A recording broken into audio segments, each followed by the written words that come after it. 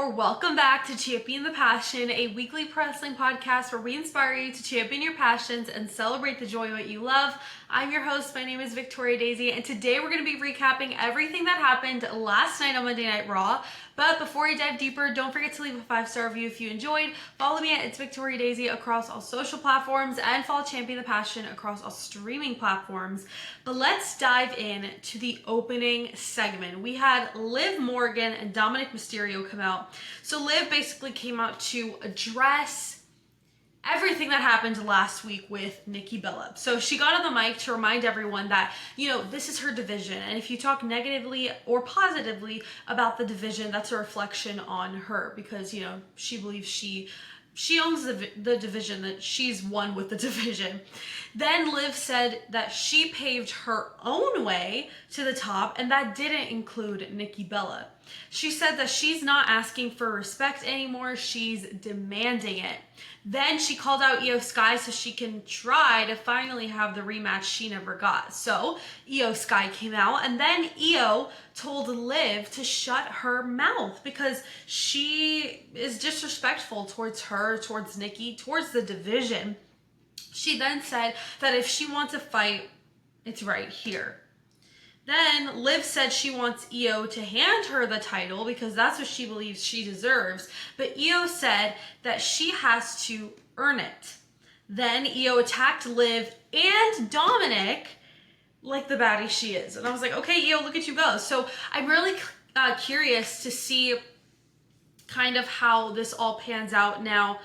We'll get to this later, but unfortunately, Liv Morgan did obtain an injury during last night's episode of Monday Night Raw later in the show. So, I had some notes written down, seeing how maybe this would all pan out. Maybe she gets the rematch and even wins it at SummerSlam, which is in her home, not only hometown, but home state of New Jersey. But that doesn't seem like that is the case anymore. And now this whole feud with Nikki Bella for Evolution is possibly canceled as well.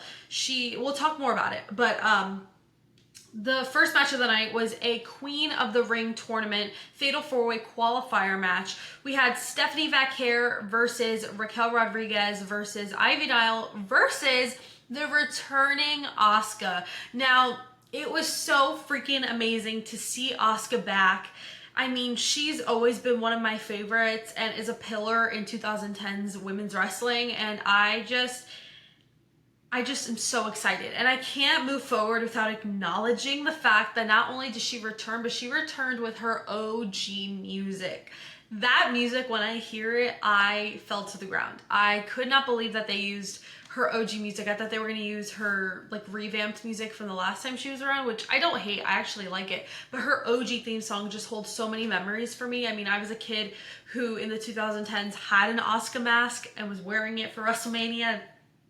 It was just amazing. So a lot of memories came flooding back when I heard that music, and it was just amazing.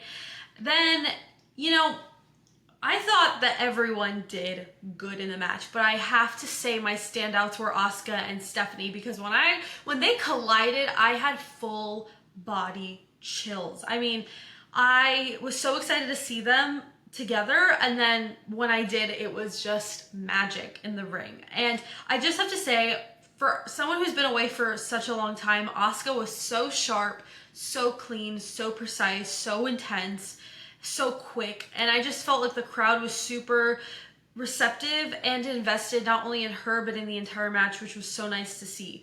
But then Mommy Rhea Ripley came out to cost Raquel the match. She pulled her out of the ring, she beat her up, and that was that. And Asuka took advantage and won, and is now advancing to the semifinals of the Queen of the Ring tournament. And I was like, you know what, Queen, go off, period. You did your big one. So I'm not complaining at all. Then after, we had a Gunther segment. Now, if you watched last night, we've got a lot to talk about. So he got on the mic to say that he acknowledges that Jey Uso is the better man at WrestleMania, but that's the only time that he's ever been the better man. And obviously Gunther was the better man last week when he beat him. Then Gunther dismissed the Goldberg rumors because everyone in the crowd was like, Goldberg, Goldberg. And then started talking directly to Seth Rollins since he is Mr. Money in the Bank. He said that since he's a target, he dared him to come cash in on him right then and there. He called him out. He said, Seth, come cash in on me right now. And the complete opposite happened. Goldberg came out, his music hit, and I was shook. So here's the thing. We all knew this was gonna happen. Like, we were all predicting it, like we saw it coming. But at the same time, there was a sense of shock for me. Maybe because I wasn't expecting it literally the week after Jay lost his title. I don't think I expected it to be that soon. Maybe at least wait another week or two. But, you know, it was a choice. And Goldberg got on the mic to congratulate Gunther for winning back the World Heavyweight Championship. Then he said that a few months ago, Gunther started something with him, and now he wants to end it. July 12th in Atlanta, Georgia at Saturday night's main event. And then it was made official. We were getting Gunther versus Goldberg for the World Heavyweight Championship at Saturday night's main event, which is such a crazy sentence. I never thought I'd be able to say. And here's the thing. It bothers me, and I made a video about this earlier on social media, like, it bothers me that all of this was at Jay's cost. Like, this really could have happened at like a Survivor Series, or like even next year it could have happened. But Jay held the title for 2 months and that was it. And you were ready to put Goldberg in the mix. And I think the only way this is worth it is if Goldberg wins the title, which he obviously is not going to win the title. That's just not even an option. But yeah, it just bothers me. And then I know like this is only going to last up until next month. And then Goldberg's not going to come every week to cut a promo. You know, he's going to come once, twice if we're lucky, and that's it. And so that really bums me out, but you know what? It's fine. It is what it is. After that, we had a match between AJ Styles and JD McDonough. I surprisingly really enjoyed this match. I mean, I thought that both guys worked really well together and had really great spots. I mean, we all know that AJ Styles is a literal icon. He's phenomenal, and that's his nickname for a reason. And JD McDonough is so underrated. I don't think anyone talks about him enough. So the two of them I felt worked really well together. And then after, AJ Styles won, and he ended up stealing Dominic's title, I guess to make a statement like he is coming for Dominic and he's coming back for gold, which I can't even be mad about. So I'm intrigued to see kind of how that all pans out. Dominic definitely does need like a new feud, so maybe something with AJ could be for Saturday night's main event or for SummerSlam. I think that would be really fun. Then after, we had a Bayley segment. So Bayley came out to thank the fans because they are her heart and soul. Then she talked about how she was robbed at WrestleMania from having a match because of Becky. And then she said that Becky has always been 2 steps ahead of her in her entire career. It's just always been that way. But she's finally climbing her way up to go further than her. And then, of course, say her name and she appeared. No, I'm kidding, not Joe Hendry, but Becky Lynch came out. And I just have to say, having a storyline revolve around 2 out of the 4 horsewomen is not only so nostalgic, but it's special. It's goosebump worthy. And the fact that this is what we're getting is bone chilling. Like, I can't even express, there's not enough strong words to really like encapsulate how I feel about this. So Becky came out, oh, this is the other thing. Becky came out in all Bears gear, which for those who don't know, they were in Green Bay, Wisconsin last night. And for those who don't watch the NFL, the Packers and the Bears are 2 of the biggest, or it is one of the biggest rivalries in all of the NFL. Okay? You guys know I'm a Giants fan, so if you want an NFC East comparison, it's like the Cowboys and the Giants. Like, it's literally like that. Like, it is just decades of hate. And so for Becky to just come out in all Bears gear was so awesome. I mean, I have no issues with either the Packers or Bears, so it's not like I was like personally attacked or anything, but I just thought like that was hysterical. And I know for a fact Seth told her to wear that. I know that was Seth's coat or jacket because I've seen him wear it before, and it was also extremely oversized on her. But I thought that was really funny. She threw a couple jabs at the Packers, which I thought was awesome. Always keeping the NFL in the mix, which we love.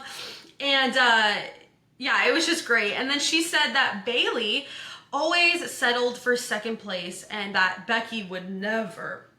Which I was like, okay, queen, like, we get it. Then they walked down memory lane, argued about it for a while, and then Bayley asked Becky if she remembers what it's like to actually fight for opportunities. But then Becky came ready to clock her, and she was like, well, do you remember what it's like to hold gold? And I was like, okay, low blows already. I mean, my jaw hit the floor and it broke. I was quite literally shook. I was like, okay, we're going there. We're going there.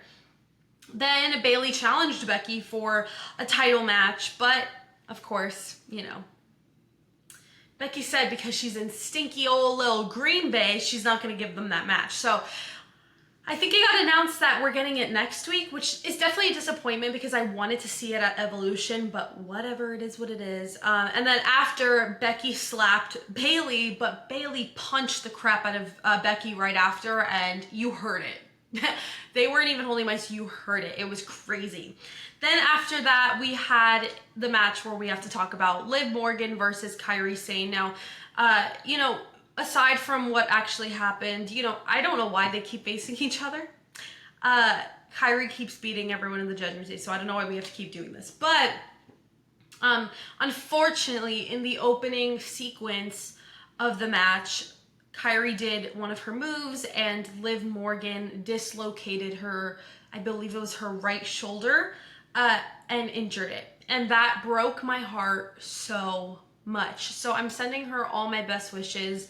I really hope that she can come back from this soon. I mean, we all know that SummerSlam is in less than 50 days, and SummerSlam is the first ever two-night SummerSlam this year in her home state of New Jersey. So I really would love to see her make a big return before then, or at SummerSlam. I think would be so amazing.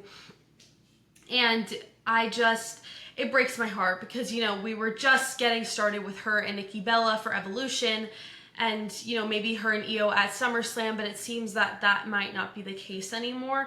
I believe that this all comes down to if she needs surgery or not.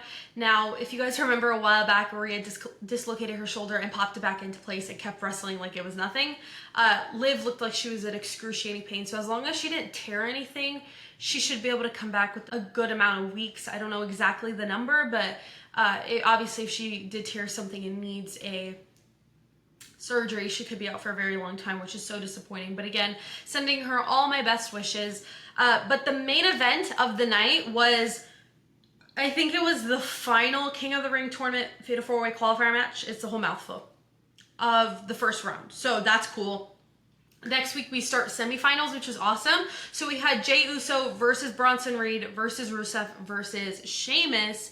Now, this was an insane main event for a million reasons. I mean, it was so exciting, so entertaining in every way possible, and it wasn't long before shenanigans occurred. And I mean, I'm gonna list the people that came out. We had Braun Breaker, Sami Zayn, Penta, and LA Knight, all creating chaos on the outside of the ring. It was insane. Okay, I was all over the place. I couldn't believe my eyes. I couldn't believe what I was watching. It felt like similar energy to like WrestleMania 40's main event. Like when everyone started coming out, it was kind of like that. But in the end, Jey Uso won, which, you know, he deserves it. After a really heartbreaking loss last week, losing his title, I think he definitely deserves to win something. But after the match, Seth Rollins came out, ticked off, ready to fight. But then Cody Rhodes came out for the save, and Seth started crashing out. It was this whole thing, and then they had an intense stare down, but ultimately I feel like Cody kind of scared Seth off a bit. And I don't know, it was kind of tea. I was like, oh, are we going to run back WrestleMania 39 right now? Like, I'm sat. So my overall thoughts, I thought it was a really good show. My match of the night was hands down the main event. I mean, it was so insane. I actually think I have to rewatch it again. And then I would say that my segment of the night was Gunther and Goldberg. I mean, how could it not be? As I said earlier, even though there was rumors about him coming, I think I was just still excited and shocked in a way. And when his music hit, I mean, I was just like jaw to the ground. His aura is through the roof. And I just have to say, I don't think Gunther expected that. Like, I don't think Gunther has ever experienced Goldberg in the Goldberg form. Because WWE posted a video, it was a side-by-side of Goldberg's entrance and then Gunther's reaction as he came out. And he looked like he was crapping himself. And it was so funny. I've never seen Gunther like that. So, anyways, overall, I'd rate the show a solid like 7.5 out of 10. But thank you guys so much for watching and listening to this episode of Champion the Passion. Don't forget to leave a 5-star review if you enjoyed. Follow me at It's Victoria Daisy across all social platforms, and follow Champion the Passion across all streaming platforms. Don't forget to champion your passions and celebrate the joy of what you love, and I'll see you guys in the next episode. Bye!